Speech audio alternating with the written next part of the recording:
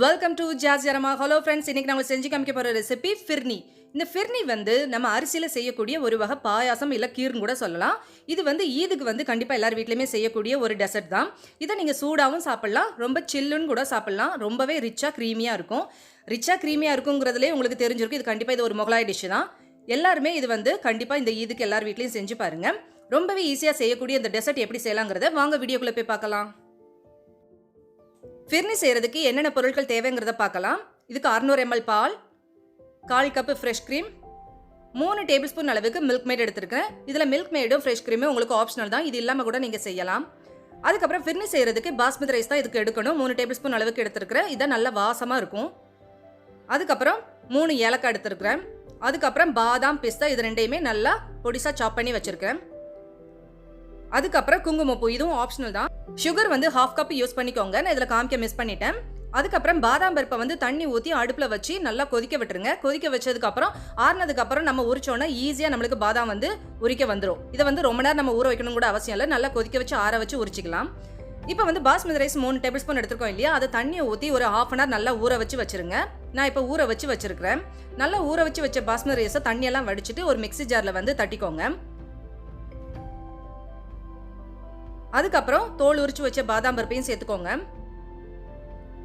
3 ஏலக்காயில் வந்து உள்ள அந்த பருப்பை மட்டும் சேர்த்துக்கோங்க. ஏலக்காயில் உள்ள பருப்பை மட்டும் சேர்த்துட்டு தோல் சேர்க்க வேண்டாம். இப்போ வந்து தேவையான அளவுக்கு பால் மட்டும் சேர்த்துட்டு கொஞ்சம் நைஸாக, அதாவது ரவை பதத்தில் நம்ம குறைன்னு அரைச்சி எடுத்து வச்சுக்கலாம். ரொம்ப ரவை இல்லை, லேசான ரவை பதத்தில் வந்து நம்ம அரைச்சி எடுத்து வச்சுக்கலாம். இப்போ வந்து குங்குமப்பூ எடுத்து வச்சுருக்கோம் இல்லையா, இது ஆப்ஷனல் தான், இருக்கிறதால நான் சேர்த்துக்கிறேன்.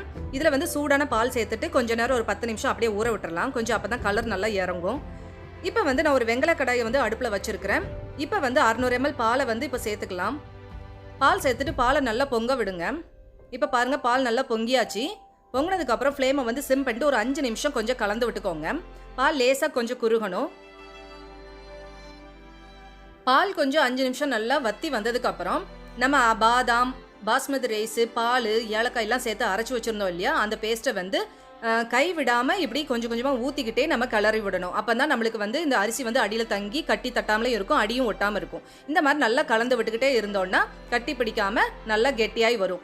இப்போ வந்து ஃப்ளேமை வந்து சிம் பண்ணிட்டு ஒரு 5 நிமிஷம் நல்லா வேக விடுங்க. பாருங்கள், நல்லா பபிள்ஸ்லாம் வருது பாருங்கள். இந்த அளவுக்கு நல்லா பதம் வந்து கெட்டியாகவும் வரும், நல்லா மாவும் நல்லா வெந்து கொடுத்து வரும். இப்போ உங்களுக்கு காமிக்கிறேன் பாருங்க, கொஞ்சம் பார்த்தாலே உங்களுக்கு தெரியும், ரவையாக பொடிசாக தெரியும் பாருங்க. நல்லா அந்த அரிசி ரவை வந்து நல்லா வெந்துட்டாங்கிறதே நல்லா செக் பண்ணிக்கோங்க. நல்லா முழுசாக வெந்ததுக்கு அப்புறம் தான் நம்ம இதில் வந்து சுகர் சேர்க்கணும். 1/2 கப் சுகர் சேர்த்துட்டு நல்லா மிக்ஸ் பண்ணி விட்டுருங்க. சுகர் சேர்த்ததுக்கப்புறம் கொஞ்சம் தண்ணி ஆகிற மாதிரி இருக்கும், திரும்ப வந்து கெட்டியாயிரும். அதுக்கப்புறம் மில்க் மேட் ஒரு 3 டேபிள் ஸ்பூன் அளவுக்கு சேர்த்துக்கோங்க. இது ஆப்ஷனல் தான். சேர்த்துட்டு நல்லா கலந்து விட்டுருங்க. ஒவ்வொரு பொருள் சேர்த்ததுமே நல்லா கலந்து விடுங்க. நல்லா மிக்ஸ் ஆகணும், இல்லைனா அடி கூட பிடிக்கும். அதுக்கப்புறம் நம்ம ஊற வச்ச குங்குமப்பூ பாருங்கள், எல்லோ கலரில் ஆயிடுச்சு. இதையும் இப்போ சேர்த்துக்கோங்க. நல்ல ஒரு ஃப்ளேவர் கொடுக்கும் இந்த ஃபிர்னிக்கு, அதனால நான் இந்த குங்குமப்பூ சேர்த்துருக்கிறேன். தனியாக நீங்கள் வேறு எந்த ஃப்ளேவரும் சேர்க்க வேண்டாம், ஏலக்காய் தூள் சேர்த்துருக்கதால அதே போதும். நல்லா இப்போ கலந்து விட்டுக்கோங்க.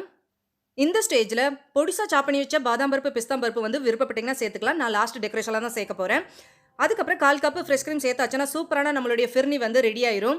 இந்த ரெசிபியை நீங்கள் இந்த ஈதுக்கு உங்கள் வீட்டில் செஞ்சு பார்த்துட்டு எப்படி வந்துச்சுங்கிறது எனக்கு கமெண்ட் பண்ணி சொல்லுங்கள். அதோட இந்த ரெசிபி பிடிச்சிருந்துச்சுன்னா உங்கள் ஃப்ரெண்ட்ஸ்க்கு ஷேர் பண்ணுங்கள், லைக் பண்ணுங்கள், கமெண்ட் பண்ணுங்கள், சப்ஸ்கிரைப் பண்ண மறந்துடாதீங்க. உங்களை நெக்ஸ்ட் வீடியோவில் சந்திக்கும் வரை பாய் அண்ட் தேங்க்யூ.